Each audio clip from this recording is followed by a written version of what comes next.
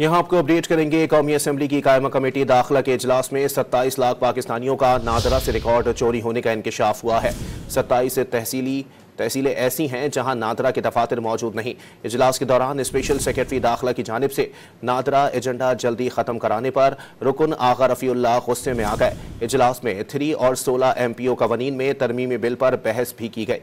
मजीद जानते हैं don news के नुमाइंदे शकील करार से। शकील, मजीद बताइएगा। तो बिल्कुल, कायमा कमेटी बाद दाखिला के इजलास में चेयरमैन नादरा ने जो कमेटी अरकान को ब्रीफिंग दी, तो उसमें उन्होंने बताया कि वफाकी हुकूमत का चेयरमैन और बोर्ड की तकर्री तैनाती के अलावा कोई अमल दखल नहीं है और नादरा की तमाम तैनातियाँ नादरा हुकाम की जानिब से की जाती हैं। और उन्होंने ये भी बताया कि 2.7 मिलियन पाकिस्तानियों का नादरा से रिकॉर्ड चोरी किया गया। नादरा के अंदर कई ऐसी तैनाती हुई हैं जो बाकायदा तौर पर एडवर्टाइज भी नहीं की हुई थी और बहुत से ऐसे अफसरान हैं जिन्होंने अपनी डिग्रियां बाद में मुकम्मल की। चेयरमैन नादरा कमेटी को बताया कि हमारा बजट जो है 57 बिलियन है और उसका 87% जो है वो तनख्वाह में चला जाता है।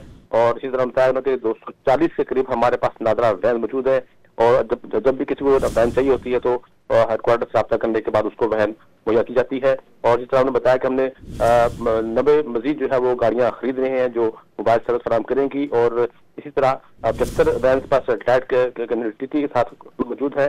कोयटा पख्तूनख्वा में 35 ऐसी वैन हैं जो आवाम को उनकी दहलीज पर सहूलियात फराहम कर रही हैं। बहुत शुक्रिया शकील।